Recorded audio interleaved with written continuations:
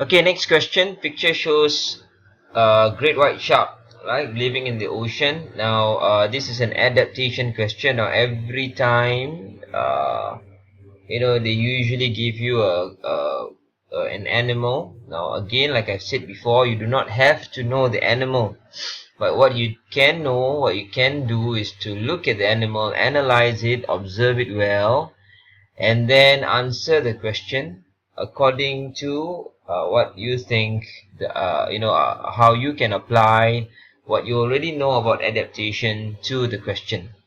Okay, so in this case, the great white shark is a fish that is usually the final consumer in the food chain. We call it the top predator.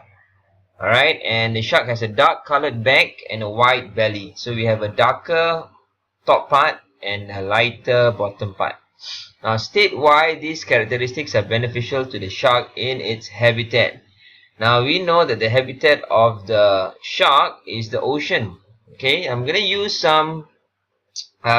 Google here to illustrate my points to explain to you better. And you should, if you have internet access, and I'm supposing that you do because you are accessing my videos through the internet, you can actually Google some adaptation of the sharks, all right? Especially its coloration, so that you can understand a little bit better. I understand that in PSLE you are not supposed to, you don't have such luxury of Googling, all right, which is perfectly fine. Like I've said before, you can just apply what you already know about adaptation to the question. Okay, but in this explanation of mine, I'm going to show you what I mean so that you can understand better. Now we know that the ocean is actually uh, let's say this is the bottom of the ocean. I'm going to draw first now before I use. This is the bottom of the ocean, and this is the top. Oh, sorry, this is the bottom of the ocean. All right, and this is the top part of the ocean, right?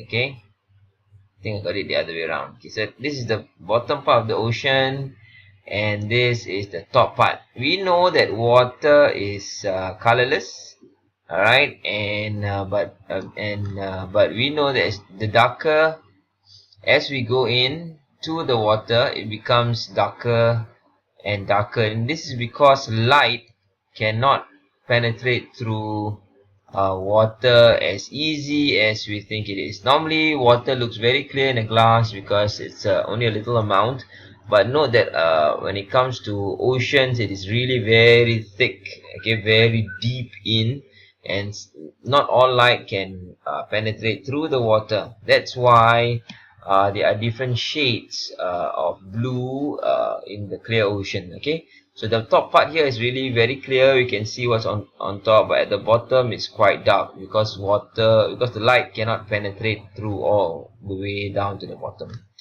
All right, so and that's the reason why the shark is in between. Okay, two colors, all right, that helps it survive. Okay, so note that for example, if this shark here is in here, right, and this is going to be a very small version. I'm going to reduce the of the ocean, because by right the ocean would be very is much deeper than this. Okay, so if you are a shark in here, okay, if another animal sees you, say another animal is at the place here, let's say on top here, right? Let's say you're viewing the shark from the top. What you would see is actually the darker side, okay, of the shark, and you also see the darker bottom of the sea. Okay, so there's a darker background, and you see the shark darker side, okay, together with the darker background. Okay, that makes the shark harder to see. Am I right? But on the other hand, if you were to look at the shark from the bottom of the sea, okay, what it does is you're looking at the lighter side of the shark, okay, and surrounding that lighter side of the shark, what you will see is the brighter background, right? Because this is where the sun shines, and then light is penetrating through here. All right. So I'm gonna show you some videos now. Sorry, some photos now. So this is what I Google. You can actually Google photos of shark. So if you can see this particular shark here, okay, the bottom of the sea is much darker. So if you're from the top and you look at the shark, what you will see is the darker side of the shark with the darker background, making it harder for you to see.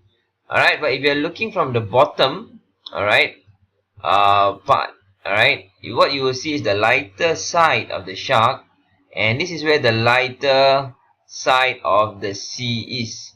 Alright, if I were to show you in between, it will be like that. See, very bright and very dark. So if you look from the top, you can see the darker side with the darker background. If you look from the bottom, you see the lighter side from the lighter background. Okay, so so your answer then, knowing that, you can actually answer this. All right, the dark colored bag, right, will help. Okay, or the darker side of the shark. Yeah, let me just expand this. So what you can do is, okay, what you can do is you can write down, right, the answer as such. You can explain it in a way that the dark colored background, right, the dark colored bag, okay, allows the shark to avoid being seen from by the prey from above against the darker background of the sea, as how I explained it just now. Alright, now likewise, the white belly is quite similar, right? The white belly of the shark, okay, would it's quite similar actually. So the white belly,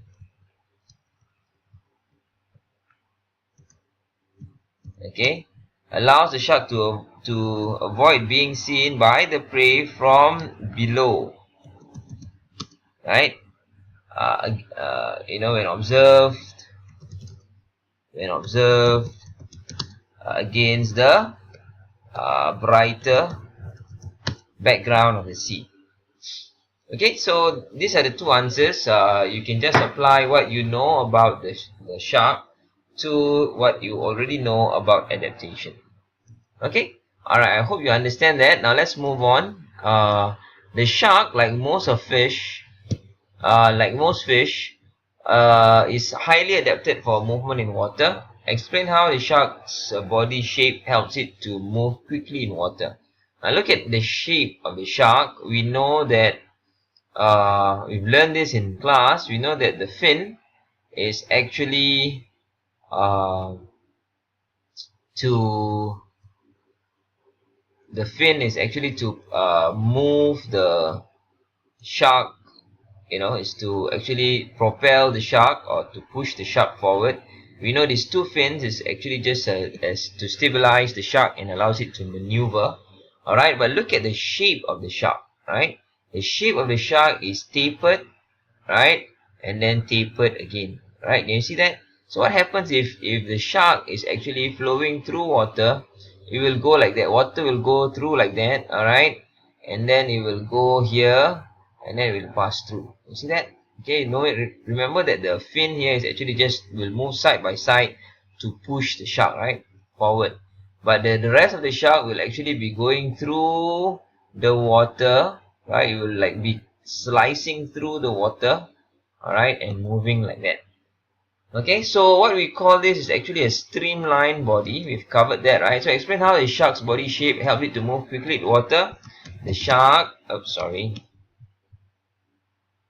Alright, so what you can write is that the shark has a streamlined body, as I've shown it to you.